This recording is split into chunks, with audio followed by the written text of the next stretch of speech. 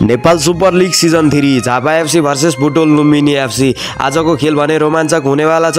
बुटोल लुम्बिनी एफसीमा मनिष डाङ्गीको कप्तान छ भने झापा एफसीमा लखेन लिम्बुको छ। अब अर्को कुरा हामीले आरोन थापालाई पनि देख्न सक्छौँ झापा एफसीबाट। आजको खेल भने दशरथ रङ्गशालामा हुँदैछ र धेरै साथीहरूले सोध्नुहुन्छ लाइभ कसरी हेर्ने, टिकट कसरी काट्ने भन्दै हुनुहुन्छ।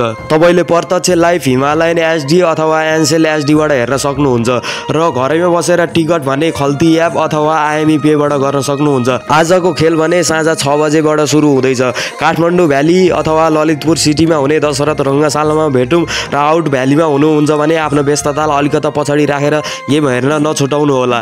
र तपाईँहरू कसको समर्थनमा हुनुहुन्छ कमेन्ट गर्नुहोला। झापा एफसी बुटोल लुम्बिनी एफसी दुवैतर्फलाई बेस्ट अफ लक दिन चाहन्छु। आजको खेल भने राम्रो हुनेछ। अब खेल्छ नेपाल। जय सुपर लिग, जय नेपाल।